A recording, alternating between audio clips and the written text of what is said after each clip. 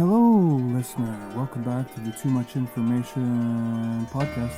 On today's episode, I have a very special guest, my friend and producer, Recording Industry Association of America, gold-selling record producer Steve Kravac, also known as Stephen Bradley, owner of Porterhouse Records, very cool indie label in California, and also the owner of Hell's Half Acre Studios in California, just 20 miles north of Los Angeles. He has some good stories about songwriting for us, and I am going to put him on.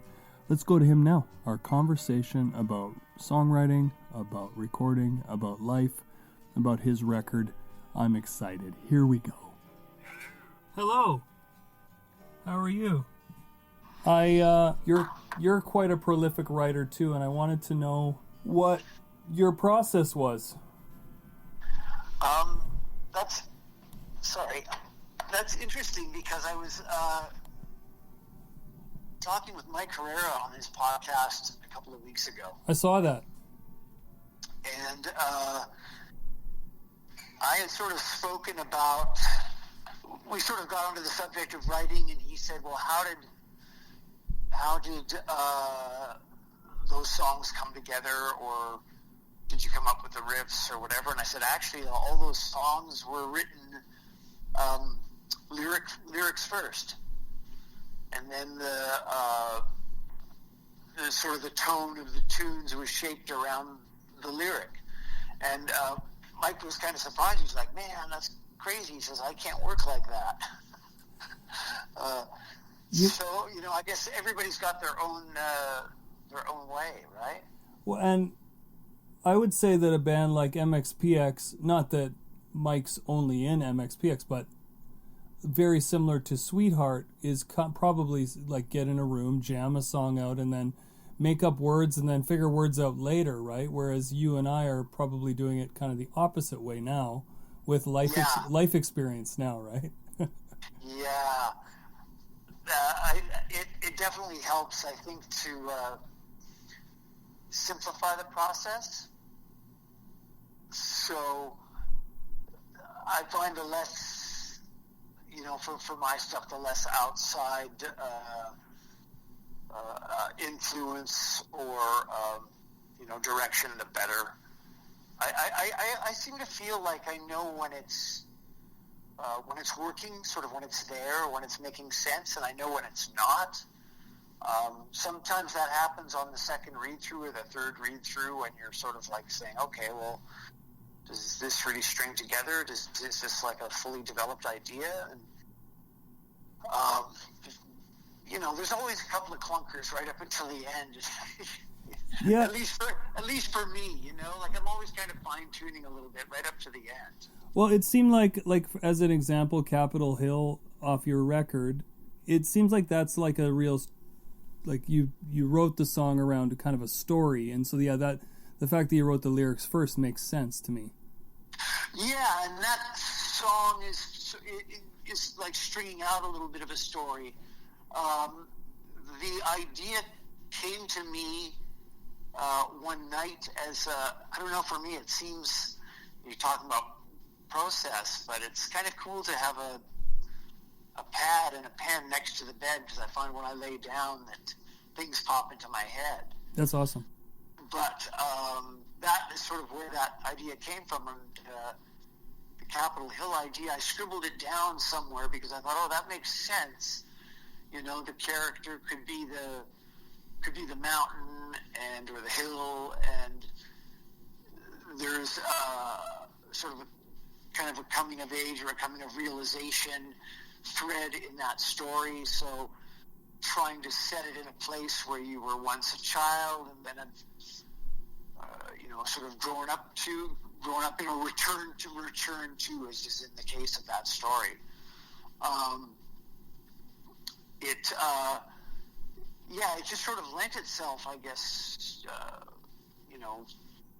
to telling the story, giving it the setting and sort of giving it a place to happen. Then you can just kind of push the characters around and make them do what you want them to do. Well, and I remember you sent me, maybe it was an early demo or an early board mix, and that song always spoke to me. I mean, it's a really strong hook, and people should listen to that record of yours if they if you like Big Star, if you like Matthew Sweet, Power Pop. But yeah, that song has such a strong hook, strong story that, you know, as a songwriter, I'm drawn in. So right. That's cool. They always say, like, make sure the first two lines of the song kind of grab you or hook you. And I was really looking for something like that to start that song, and that's where where I grew up in your fields, we stole from neighborhood stores came from. Such a great line. Great line. Yeah, I thought it set two different tones of two juxtapositions right away. Something, you know, like something of home, something of comfort, and then immediately taking that with a juxtaposition and making something uncomfortable or wrong or dangerous or you know, just something out of the ordinary, you know, right next to it. And I think that kind of definitely helps set a hook right off the bat.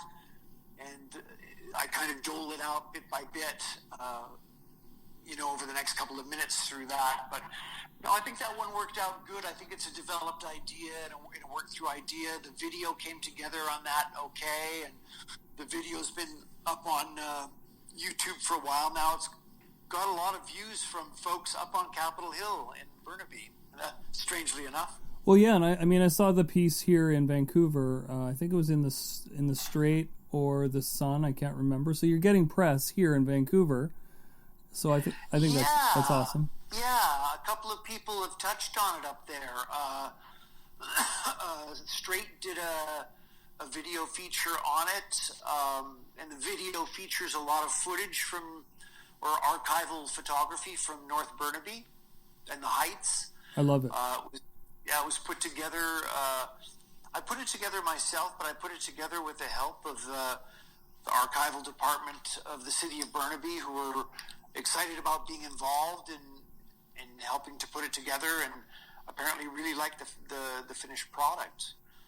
And so we had the Straight picked it up and did a feature on it, and believe the Permanent Rain Press also touched on it maybe 6-8 weeks ago, and also did a feature on the video. So really grateful to get some coverage, you know, in Vancouver, in my hometown, for it.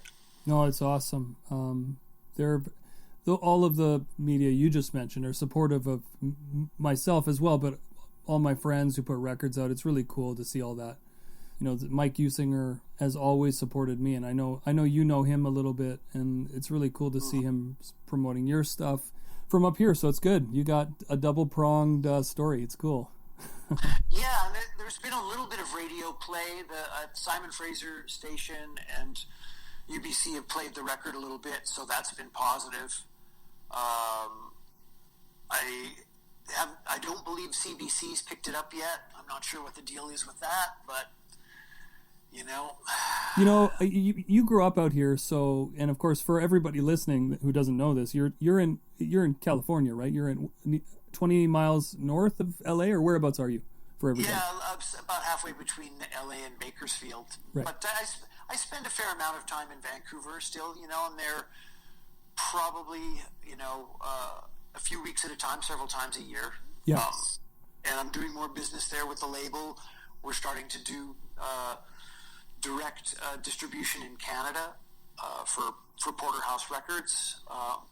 So that's kind of a big change, and that's got me in Vancouver more as far as, like, you know, bringing in product and contacting stores and just trying to get the sort of the backbone of the Canadian market a little bit more established. I've always wanted to do that, but in bringing Art Bergman onto the label and the Young Canadians catalog onto the label, it's become more of a necessity to And to that's kind of deal with the Canadian stores directly. That's a really good segue. I'm curious. First of all, I wanted to ask you a question about growing up in Canada. I heard this years ago that they used to say if you can make it in Vancouver as a band, you could make it anywhere because it's one of the hardest cities to break through because the thing with me in Sweetheart days, you would stand kind of with their arms crossed and watch you from kind of 20 feet away from the stage. People liked it, but it was just people like to stand back and listen. Was it like that way back in your experience? I think to a degree, yes. I think Canadian audiences have always been that way a little bit. But then when you win them over, you've sort of won them over. Forever. Yes, forever. Yeah. But yeah, I think there was some of that to it. I don't know if Vancouver was a harder town to break out of per se, because I think there was always a pretty good West Coast scene. Yeah. And bands that came up in the West Coast scene, like DOA and Subhumans, those bands ended up getting U.S. deals, pretty quickly, after they were, done with their deals in Canada. So, and, the bands like, in the 90s, bands like the Odds were getting signed out of Vancouver, right? You're totally right. I think maybe it was some kind of preconceived notion about audiences being hard to win over, kind of like that New York City thing. But obviously, we're not New York City. We are cold and rainy. Whereas Seattle kind of has this in the 90s. Obviously, everybody knows what happens there. But maybe people just are willing to let loose a little bit more in Seattle, whereas they're more reserved in Vancouver. I don't know, but it's interesting to hear that. You're right. No, that's definitely just a cultural thing. Like, Canadians are a little bit more reserved. You notice that when you walk down the street in America and people are like, "Howdy, how you doing? Good morning." Yeah, it's something I love about America, to be honest. Right. And Canadians, yeah, they're a little bit more reserved. They might not even look up as they walk by you on the street. So there's sort of like some sort of a cultural adherence there or something. I'm not quite sure, but audiences are different on both sides of the border. I mean, I'm fortunate in the sense that I've been able to do business, with bands in Canada and labels in Canada, and the same in America. It definitely gives you a different, perspective. I think the business is the business, but and it really is all, individual. You don't like to generalize too much, But I always kind of think as the Canadians as maybe just being a little bit more easygoing, Yeah, I've heard it wasn't you, it was another label or an executive talking about the Canadian kind of music art scene, about how Canadians are willing to take insane risks on a record and try to almost avoid being commercial on purpose in some ways. But when it sticks, it really lands. Like a band like, I don't know, Broken Social Scene, who have won over audiences all over the world with their creativity, obviously. That's only one example, but this band I really love, the Deers, from Montreal, they're kind of like that. They had kind of one almost breakthrough album and then they didn't push through because they didn't kind of go the standard commercial route. They kind of went they became more of an artsy band, which I love, by the way. Right. And Canadians like that. Canadians love to do that. Oh, for sure. Like Canadians like their quirky music. Yeah, the Tragically Hip are a quirky rock band, if you think about it. The Bare Naked Ladies are totally quirky, very quirky. What about the Rio Statics? Oh man, I love the Rio Statics. Like I could go on and on and on, but there's again, like, to get to the cultural thing, right? Like there are every year, I think there's a few good bands out of Canada that probably get looked at by U.S. labels, and or any Canadian band would be happy to sign a primarily U.S. deal. I think. So there's a focus on it, but not everything that works in Canada, band-wise, music-wise, cultural-wise, is going to work in America. And I think why some of us Canadians end up doing some work down here in the States is because we sort of understand that, and we, kind of want to master that that art, that art of making records that way, if you will. Well, I think we all steal from each other. The Canadians stealing from the Brits and the Americans, and it's a big schmozzle, right? I mean, yeah, it is. The Beatles stole from American R&B, Chuck Berry and Little Richard. Of course, with him passing recently in the last couple of days, right. I think about it. But yeah, so the Beatles were ripping off them, and then the punk scene was ripping off sort of the Beatles, and then the British punk scene was influencing Seattle grunge, and we were all kind of schmozzed into that whole scene. It's cool. I love that. That's what I love. Mm-hmm. What I was curious, the Young Canadians, that record is so cool. What was the reaction when that record first came out? Because you just released the re-release of the EP, and I'm curious what people thought when was the original release date, and what did people think? It came out like right at the end of '79. Yeah. I think the recording dates were September, October of '79. So, it had to. I believe the release date fell like in December of that year. Discogs says '79. The jacket says '79, but I see 1980 printed, in certain spots online or in books in certain places. But I think when that record came out, people really were sort of like, whoa, like they were kind of blown away. And I know Buck Cherry, John Armstrong from the Modernettes, talks about going down and seeing them play for the first time. Like, I guess Art like goes in woodsheds with those guys, and they kind of come up with a set, and everybody's like, oh, what did they come up with? And they go down to see, everybody goes down to see the Young Canadians play for the first time, and everybody's just like left like blown away, like holy mackerel, like these guys are good. And I think that the sort of the magic about that Hawaii record is it really captures that energy. It's just produced enough that it's got separation, and the instruments are clear, and they're recorded pretty powerful for an early punk rock record, and the mixes, the balances are pretty darn good for the time. And so I think coming out of a small town, like Vancouver was not a big town on the music map at that time. It was about to get big with a lot of, bands like Pointed Sticks and Modernettes and DOA kind of coming to the forefront rather quickly.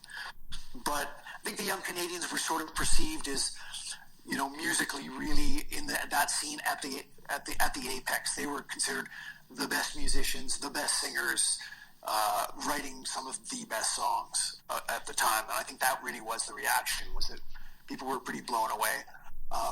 Like Art, I think he jokes about it doesn't joke about that band breaking up because he couldn't hang out with those guys, and he wanted to be in a band where people would have a cigarette and have a beer together. But at the same time, I know he said in the past, he says, breaking that band up was the dumbest thing he ever did. So. Yeah, and I've heard, the secret to success in the music industry is keeping the band together in some ways. So for sure. That band put out 3 EPs in a matter of 2.5 years, and they're already good. But Art had so much more in him as a singer-songwriter in his own right, and he was going to move on to that at some point. That was going to happen. He's like Canada's Paul Westerberg, maybe, or like a punk version of Elvis Costello or something. He's so prolific. I think that there's definitely an English sensibility to his writing. I've always thought that. Like when I listen to that early Young Canadian stuff, and you hear some of the recordings of some of their live shows, to me it sounds like they're definitely listening to like a lot of Attractions at the time. The songs are upbeat, they're energetic, the melodies are catchy, the bass parts are complex. Like there's a lot going on. Yeah. And I mean, it's like that on all 3 of those EPs. The This Is Your Life EP, the Automan EP, the Hawaii EP. They all have that like sort of frantic tone, like, but it's sort of reined in. They were just an incredible band. I think getting those records onto Porterhouse, starting to work on some of these vinyl reissues on those, has really been rewarding to kind of bring those back into the marketplace. I'm really excited about how that Hawaii EP, like just the the production and the packaging and how everything turned out. That clear orange vinyl looks really cool. The insert is beautiful. Colors on the insert are really nice. There's another insert, like a secondary insert with a Bev Davies photo that was to be the original jacket photograph. So it also includes a download code. So it's a really nice package, Will that be for sale in Vancouver and Canada, or is that just simply through your website? Right now it's through the website, but that's only because we're dealing with store closures and retail closures. Of course, yeah. Once we get to a place where stores are opening up and getting people back in again, those records will start trickling out and they'll be available locally in Canada, Vancouver. But Canada broadly and Vancouver specifically, the records will be available. Now, your record, people can get that on your website, obviously. Yep, and it's available there. It's the singles are streaming on Spotify. The LP is available for purchase at iTunes if you still purchase through iTunes. Yeah. And it is playing on Apple Music. So there's a number of ways to hear it. The whole record's always streaming at porterhouserecords.com. So folks can always go by there and listen to the thing in its entirety. I don't know if I told you this, but the first time I heard your record, I thought, you've got a competitive advantage because being such a, you're a renowned producer, let's be honest. But making your record sound that good it just seems unfair to me. Because I'm like, I could never self-produce something that sounds that incredible. Like it sounds like it's mind-blowing. The sounds are source sounds, everything's so tasteful. I love it. So good. I think for me, like making that record, it was the more the focus was on getting the vocals to be in a place that I was happy with, and the rest of it, sort of the instrumentation and the that kind of stuff, I felt like a lot of that was sort of on autopilot, as far as well, this is normally what I do to get a sound, so let's try that, or this drum part needs this here, so let's do that kind of thing. And so a lot of it was just kind of going on, on the production end of things, just by going by what I know and what I've always done. And then there was a few places where I kind of took a few more chances myself, where Capitol Hill's a good example, where I've never felt like I've been very gifted on keyboards, but I knew the lead keyboard part that I wanted on that was kind of that Steely Dan, like Rhodesy part, and I kind of heard the part in my head. And after fiddling with it for 30 minutes or 40 minutes, I kind of came up with the voicing that I thought was right. And so there was a few things like that on the record where I was sort of out of my element and kind of trying to throw something together, and I think in most cases it worked. Oh, totally. But for a lot of it, it was just sort of like, yeah, this is normally what I do when I come to work, so just do that, Yeah, aside from doing a lot more singing. Well, it's funny. Vocals, you and I haven't talked about my new record, but I've got the kind of voice where, I could speak to, maybe you could speak to this too, having a voice that's kind of quirky versus like acrobatic or sort of classic, like a classic vocalist, like I don't know, I'm just gonna say Kelly Clarkson, because I think of somebody like that as being the top vocalist. I have more of a quirky voice, like somebody like Steve Bays from Hot Hot Heat, or something like that. The Strokes, let's say, Julian. Sure. So capturing my voice is a challenge for producers, but I feel like that can be the hardest part for any producer working with me, I've always felt getting my voice to sound where I like it, where it's unique, but it also sounds really good at the same time. So vocals are the hard part, I think. Oh yeah, they're really the hard part. For this record, I've done plenty of backup parts on other people's records, but to be the principal singer for 11 songs on your own record and be ready for the work that entails, like that was definitely the hill to climb for me. Did you engineer it, or did you have somebody engineer yourself? No, I just did it. I just did it myself because the repetition of takes and experimentation, it just didn't lend itself to working with an engineer. Yeah. I basically got some levels set up that I knew worked, did some test prints, and kind of just got an idea where things were, and then started going through and trying to figure out, okay, well, what does this verse sound like? In a lot of instances, you get into pitch, but the tone goes out the window or the performance goes out the window. And so it was really a challenge for me to, get the prints where I can listen back to it and go, okay, yeah, I sang that and it's believable. I believe that what I'm saying in the song, if I could get to that point, I was fine with it, even if maybe the tone was a little bit weird. And yeah, I think my voice is kind of particular too, but I'm sort of trying to tame it, I guess, a little bit, as opposed to feature it, sort of like a David Byrne, or a Michael Stipe, I was listening to Bowie just while we were having dinner, and on a song like Heroes, it's funny because he avoids the lead line, the melody, almost the whole song until the very end. He just kind of hints at it.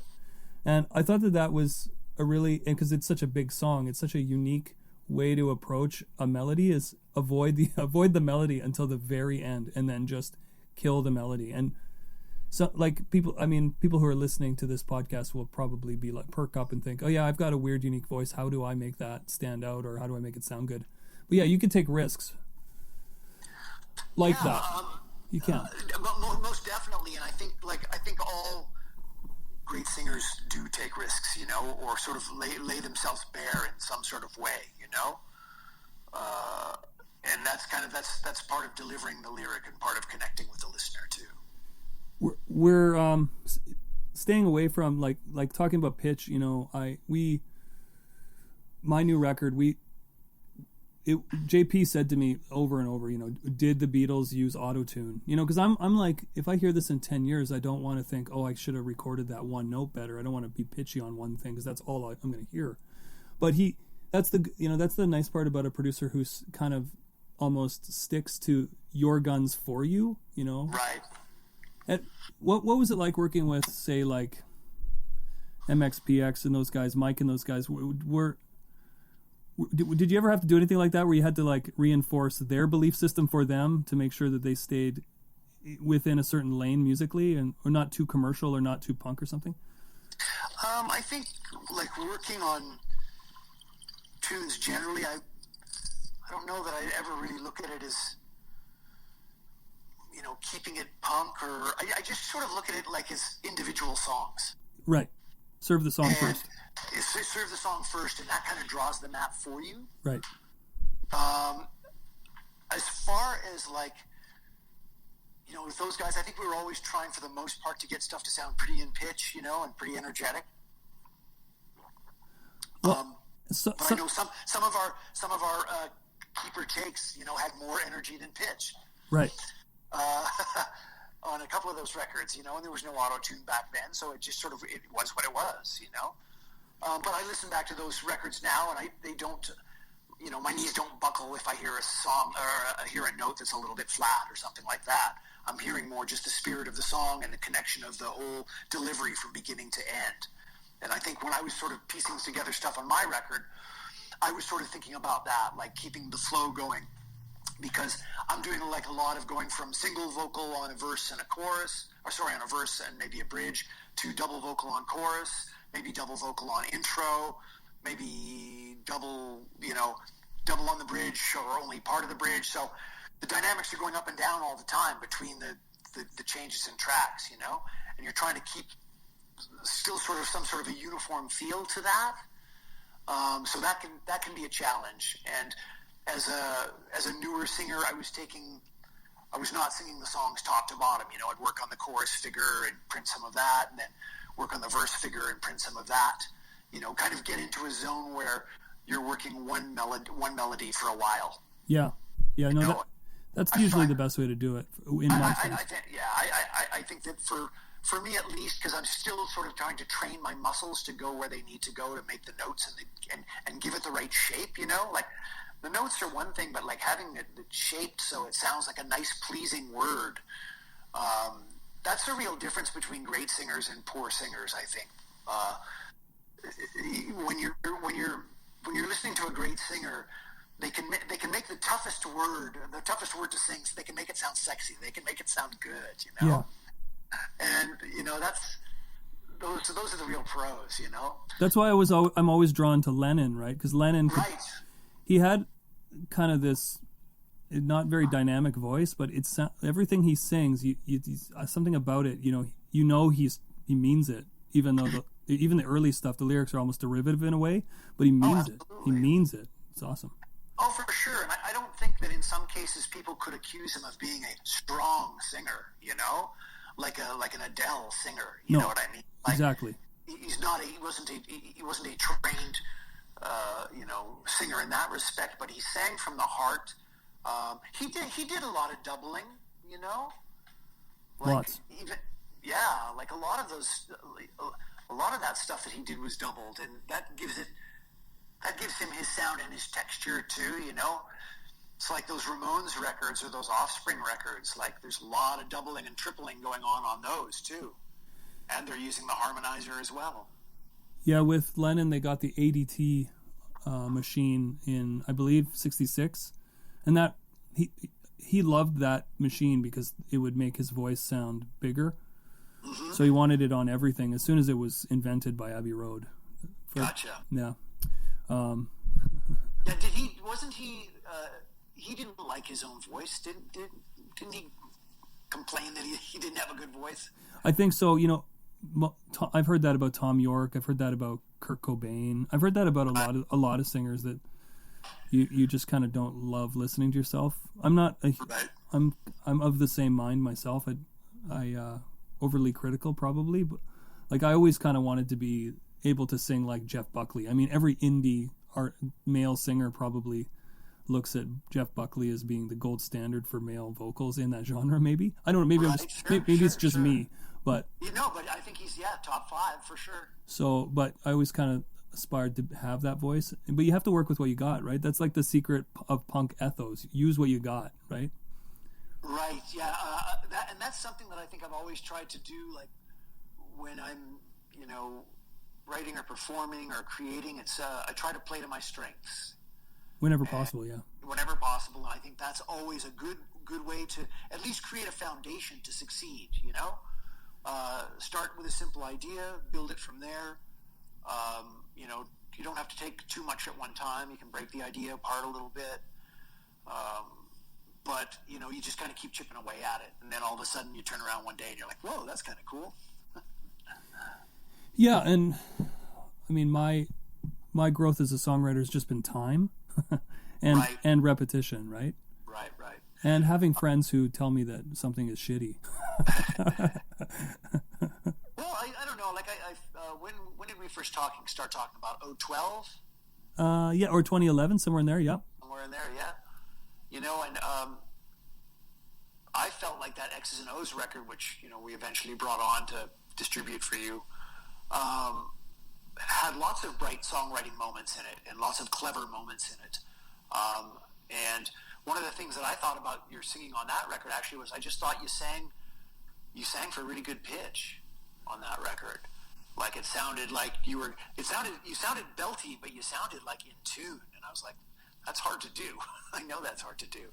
Yeah, we recorded the vocals in like a post-production studio through some Neumann mic. And the great thing about the vocal session is I could just kind of scream at the mic and it would sound good. So sometimes the mic does make it, and in that case, on that session, it really worked out for me. Mm-hmm. Yeah, I always like the way the vocals sounded on that record. I think they're clear. You can understand what you're saying. It's well enunciated. There's enough sibilance on the vocal. So it sits properly in the mix. It cuts, but you can sit it in the mix at the same time. I thought that was a really cool record. I know that you're pushing yourself in different directions, on your solo stuff, and also attacking different subject matter, which means different emotional tones too. So yeah, but it's weird, with Sweetheart. The other day, I wrote a new song, and I was like, this is a Sweetheart song, because when it comes to that band, there's a certain style and that I love. I absolutely love the sort of power pop punk vibe we had, especially in that record. Although we were never really prolific, we definitely nailed, like, every single note on that record was decided by 4 people. Literally every note. So which is insane, because a lot of bands that write that way, and the Beatles kind of were like that. But like, I think about like a band like Sloan, where there's 4 songwriters. It's really challenging. It's really challenging to write when there's 4 songwriters in the room, because every single time you play anything, you're being critiqued by 3 other people, or however many people are in the band. Yeah. But when it works, it really can work, and it in that record's case, I think maybe one of the reasons it caught your ear is because that a lot of those songs really did work out, and I'm still really happy with it. I'm pissed off we didn't record the other 2 songs that were left off. 2 or 3. Oh well. What are you gonna do? The ones that got away. I know, every time. Well, better to have too much material than not enough. Yeah, of course. And I joke with those guys. Well, I mean, every time I see those guys, I'm like, let's do a new fun EP just for fun, because I just love hanging out with those guys. Right? They're they're soul brothers. You can attest to this. If you play a show with somebody, anybody ever, you share the stage with somebody, I think that memory sticks forever, for life or something. Oh, yeah, no, for sure. It's the same as making a record. We're doing a tour. There's definitely, slogging through that stuff, there's a bond that's created that is just pretty much unbreakable, and through the rest of your life, it's like the running gag that you can always go back to and rebond over. Yeah, exactly. And musicians are all kind of the same, all fairly easygoing and similar sense of humor and same experiences. Like, if you've set a drum kit up at the Royal Albert Hall or a tiny little pub in Winnipeg, it's basically the same, right?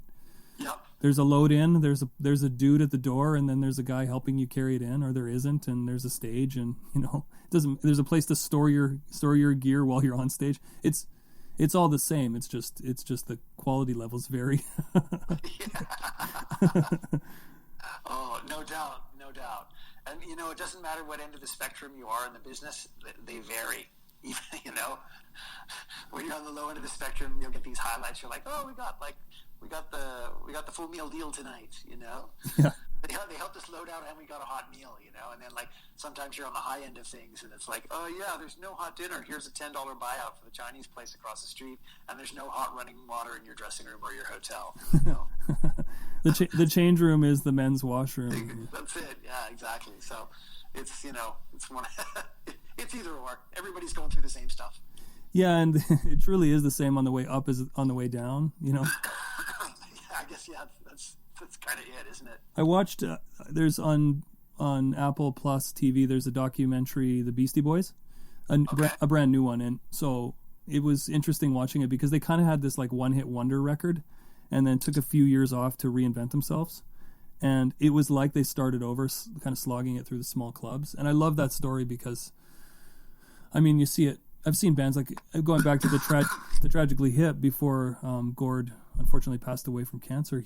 They kind of were on the downward spiral of their career, and they were playing like smaller clubs. Not that the Commodore's small, but then they had this huge spotlight again at the end, and for one last tour, and it was insane. It was an arena tour, and it was massive, and they had like three or four sold out nights at Rogers Arena and stuff like that. So it's interesting to watch kind of bands go through that cycle.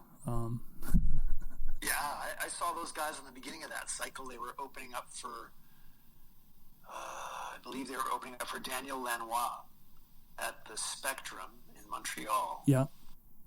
And I think that Road Apples record had just come out like a week or two before.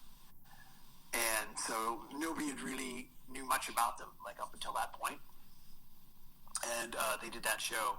And after that show, I told a few of my friends that were there, like, man, watch out for those guys because they're going to be pretty big. And like within 12 months, that Road Apples record had gone through the roof, and they had just like taken off. It was incredible, Yeah, it was big, and that's one of my favorites by them.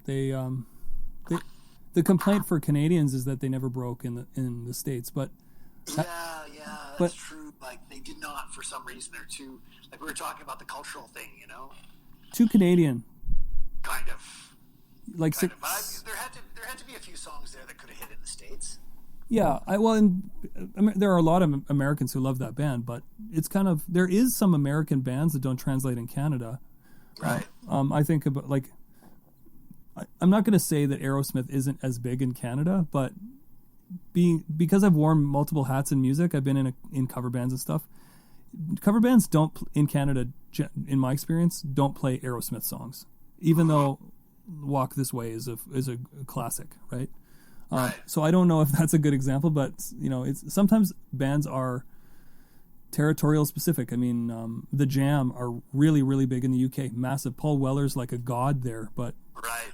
I mean that's entertainment. Is that even a big single in Canada? I don't know, right? Right.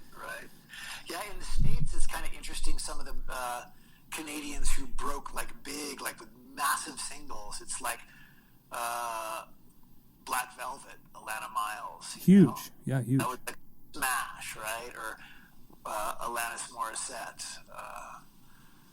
like a million seller, right? Avril Lavigne too. I mean, huge. What about Tom Cochrane? Life is a highway. Huge. I wanna ride it all night long. And I mean, Loverboy too. There's some really big Canadian bands that were big in the States way before. They kind of like the Canadian market followed after the American market. Right. So there are Canadian acts, that make it huge down there. It's just like the Hip were not one of them, even though they had, what you'd consider, great tunes. Lots of them. I love that band. I wouldn't say I'm heavily influenced by them, but I love them. I love them a lot. Lyrically, they're so powerful, incredible. Oh yeah, he was an excellent writer. Yeah. And I mean, I imagine he did a few collections of poetry. I'm not sure like what his written output is as far as like books. I wouldn't know. I think so, but I don't have the definitive answer. Probably. Yeah. Right. I mean, his sort of writing is perfectly suited for for pop music, lyrics, and I mean, a lot of what he sings about is pop culture, Yeah, Canadian though. Juxtaposing world pop culture with Canadian, sensibility. Yeah, exactly. Like that, But he had a gift as a writer. He also had a lot of tact as a writer, Yeah, charisma too. Very charismatic. Yeah, absolutely. Charismatic performer, most certainly. Yeah, it's too bad he had to leave us it's too bad he had to leave us so young. Yeah, but he burned brighter, right? Like it's sad, yeah. Very sad, incredibly sad. But he burned brighter because of it, and he left everybody with something, which, like Lennon in New York City when he died, or Cobain. All these guys burned brighter, and so we're left with their music. Because I didn't know Gord, although I do have a story about not meeting him. I have all these stories about not meeting these people. Like I was telling a friend today about the time that I didn't meet Dave Grohl, but everybody else I was with did, because we were at Coachella. Anyway, that's a funny story. But same thing with Gord Downey. I didn't meet him, but everybody else I was with did. But yeah, just these iconic dudes who changed music. Well, he changed music in Canada, and all these other guys burned bright and changed music in their areas and genres. Right. I was curious, did you see, speaking of Mike Herrera, did you see his Goldfinger quarantine video they did for Superman? I was wondering if you saw that. I have seen clips of it. I haven't watched the whole thing. Yeah, I mean, it was. But I've seen cool. the four of them. I've seen the four of them jumping around. It was cool, really cool. I really liked it. I mean, is that going to be the future of like bands performing? Well, while I've got your ear, I should ask you what you think about this, because I saw a couple of bands I really like, really kind of small bands that are either on the East Coast or don't tour very often. The Deers being one of them, but also a couple of local groups have been doing Facebook Live stuff or Instagram Live, and I actually get a ton out of it because, I mean, I have small children, so am I going to go to a concert? Maybe on a Wednesday night if they come to town. Like if the Deers came to Vancouver on a tour, would I go? Maybe. Right. If they were my friends, I wouldn't promise it. I would say I'm not going to promise it, but I would love to. You know, I love all their music. So, but the Facebook Live thing, it feels intimate because it's you and them, right? Even though you've got hundreds of people watching with you. So it's got an interesting experience attachment to it. And I wondered, do you think that bands should be doing this more? I do. I think that bands should be doing it more, but what do you think? Well, I think given the situation with public health right now, I think it's probably going to be the future option for performance and for the next little while. I mean, we may be a year away from, or 10 months away from resuming regular concert schedules. So if this is a way that people are actually being able to connect directly and being able to tie PayPal to it, or some sort of monetize it, some sort of monetization mechanism. Well, then why not, right? Like,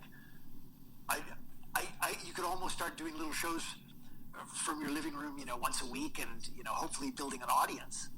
You don't have to tour. You don't need a band. Well, the overhead's lower. The overhead's lower. With me, I have a built-in fan base. I got my two young ones. I mean, there's going to be no replacing seeing a band live. No. But I think what's going on now is providing an example that shows that there is another way to use social media for outreach. In addition to posting and linking and putting up press stuff, sharing lyrics or whatever it is, part of the process. And like people have been sharing bits of the process for years. But no, I think that it's working for folks right now. I think it'll continue to work even after things normalize and we sort of go back to, hopefully regular concert viewing. I think folks are going to continue to do this, and I think it's going to be a cool way to connect and hopefully monetize for folks. Yeah, I love it. I think you can do content differently, and it's almost like you're talking to your friend. That's what I liked, especially with the Deers, who I keep talking about, because they have a new record coming out. That's why I keep mentioning them. But they're doing this thing where they play their record and then talk about, stories about the making of the album. And it speaks to me because it's a husband-wife duo, and they're kind of charming, and because they're bickering like an old married couple, which they are, and it's charming and it's engaging, and it drew me in. And I like hearing stories that I'd never heard before from people that I don't know. But you feel like you're talking like you and I know each other. So I kind of felt like you're having a conversation with your friend who's in another city. So I guess it feels really intimate in a good way. And I think that like bands that are able to move past the kind of fourth wall and not worry about sound quality and just kind of put themselves out there, it really feels authentic in a time when music isn't always authentic. Right. If you turn on rock radio, I mean, we were talking about pitchiness. I kind of think that music that isn't super perfect is really stands out in a good way. Like, I mean, the Young Canadians, I listen to Hawaii all the time. I love it because it's so like raw, right? And like I was saying, it is raw, but it kind of holds together. Like, yeah, not in a bad way. That's a good guitar tone on that record. It might not be the tone you're going to go to war with, but for that era, man, it's together. It's kind of clean. It's kind of dirty. It holds together. It's driving. Like, it's a good guitar sound. Yeah, really good, and not super loud. Like you can hear Art's voice. He's the feature of the song, Yeah.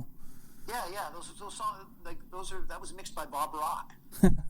So like he sort of knew what he was doing even back then. Yeah, I was going to ask another question I had for you. I wondered, what is it about Vancouver that develops famed record producers? It's insane. That's an interesting question. But yeah, there's a bunch of folks that have come. I think because maybe there's some opportunities there. There's always been a lot of bands in Vancouver. Very true. Right? There's never been a shortage of bands. So I think for guys that want to get involved, whether it be guys like in the old days like Ron Obvious, or guys today, like Mike Frazier, there's been a ton of folks that have come out of that town and been successful, but I'm sure that has something to do with it, just the fact that there are a lot of artists in the community. There are opportunities to network with these people and hook up and work with these people. And maybe that has something to do with it. And the other thing too, it's like also kind of connected to the West Coast, to LA, San Francisco, where there's Seattle, where there's, always been sort of burgeoning music scenes. So, in that sense, you're close to those markets as well. Maybe there's some opportunities there. I always thought, maybe I'll go to England to become a record producer. That was like some sort of fanciful, dream world thing. No, well, you go to LA and you make coffee because that's what you have to do. Well, I mean, if you're going to choose Southern California or it's pouring rain outside the house, I can hear it. I'm probably going to take Southern California most of the time. Yeah. Southern California in the winter, Vancouver in the summer. Yeah.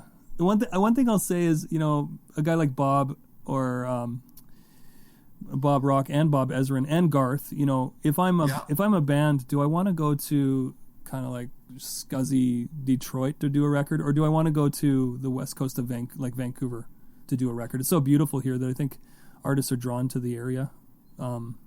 And maybe that's why there's so many bands, is because artists are literally drawn to it. It's so beautiful out here. Not that California's beautiful too, but it's stunning at times. And I always take that for granted. Right. Well, Vancouver's always had its seedy underbelly, though. It does, but that's charming too. That's charming. It's charming in a Canadian way. It keeps us grounded. How at times it can be pretty dark. In an America light kind of way. Yeah. Well, we were talking about the differences between street kind of no fixed address people in, say, San Francisco versus Vancouver, and how different it is. Mm-hmm. And it's wild. I think about what people are going through in the States right now, the differences between Canada and the US, like basic stuff like Social Security or employment insurance and stuff. And I don't know what your sort of friends are dealing with down there, but we're lucky because we have some of that stuff that maybe you guys don't quite always have. But not that America's not great too, but I certainly feel for a lot of Americans who are having to deal with the pandemic. I think a lot of people are just sort of in shock on both sides of the border. People have lost their jobs, left, right, and center. And I think both governments have tried to, provide some monetary assistance to their citizens, which is commendable. It remains to be seen if that's going to be enough to help get folks through. And I think that different folks in different lines of work are getting help in different places. Some people have been able to access small business loans. Some people, like a friend of mine, owns a distributorship. He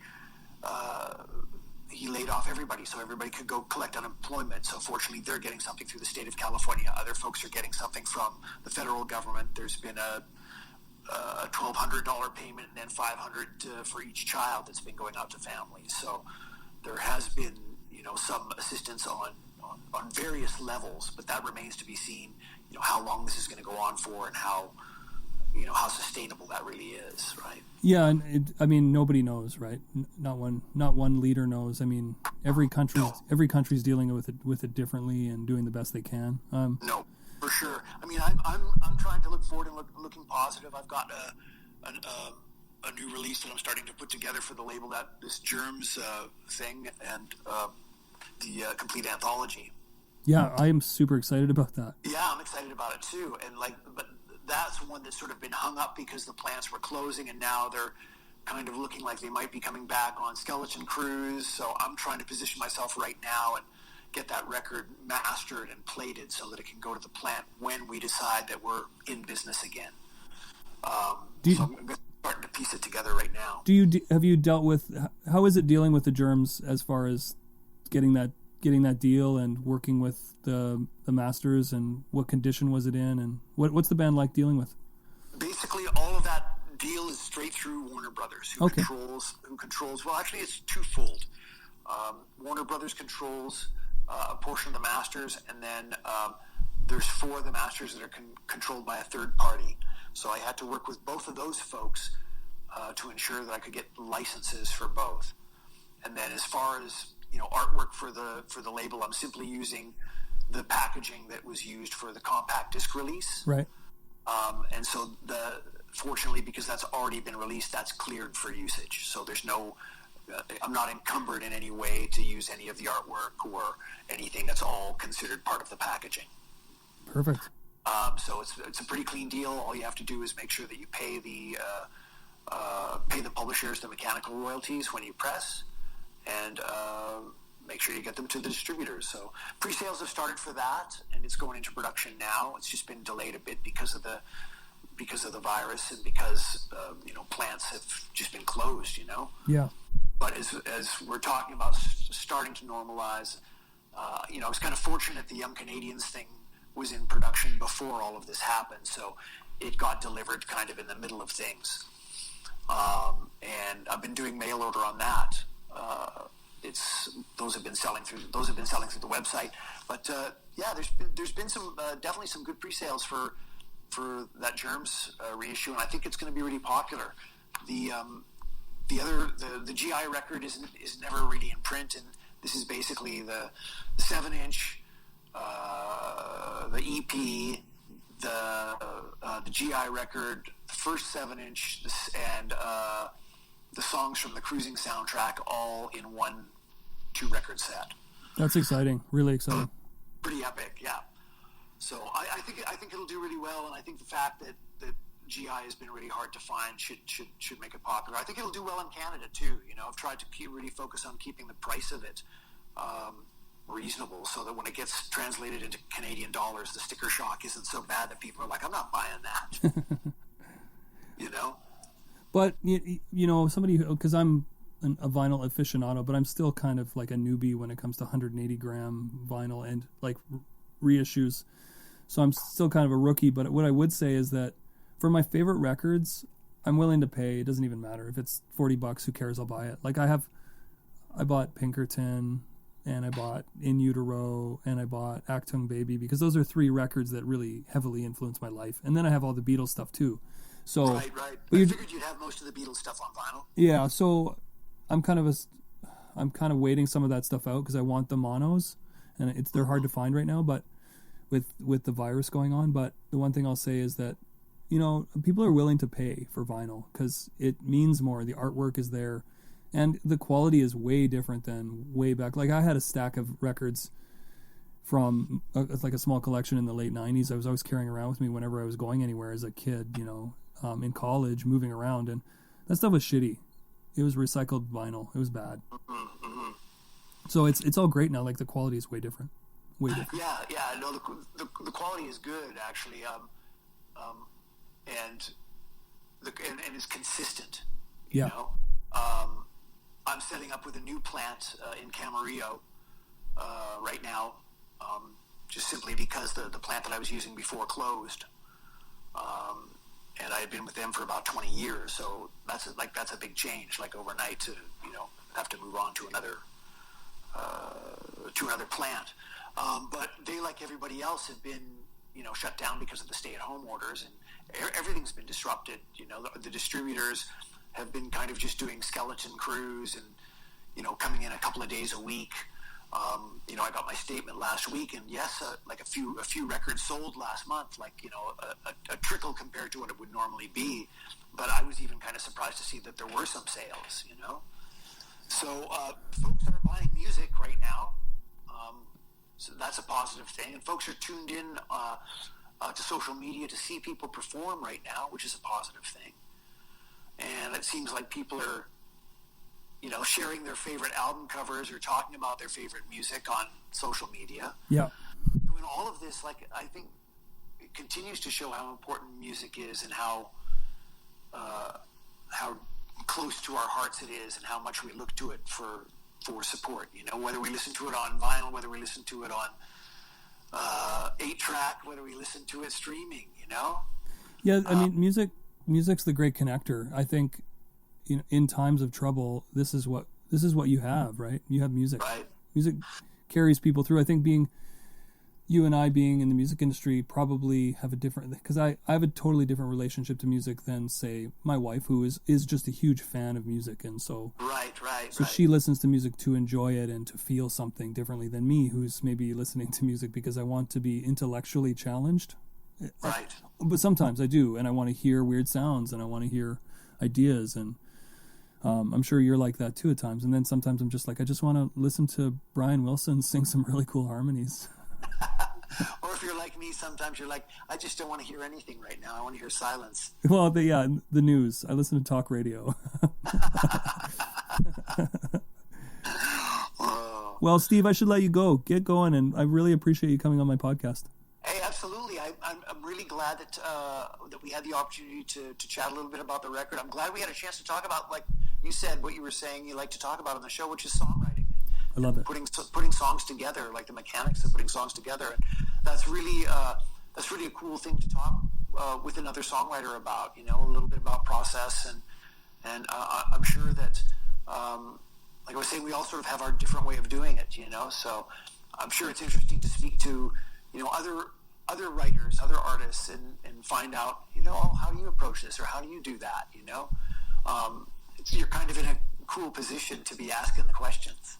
I like it, but the great thing is, I realized I was, and I'm sure you can speak to this too. Is as a writer, you realize you're doing it the right way when you hear your heroes like Cobain or Lennon did it the same way. You know, just record an idea, and then come back to it the next day. And do I like it? Yes or no? And so I kind of would encourage any young songwriter to get a basic recording device, an iPhone or something, and a pen and some paper, and start just throwing stuff at the wall, right?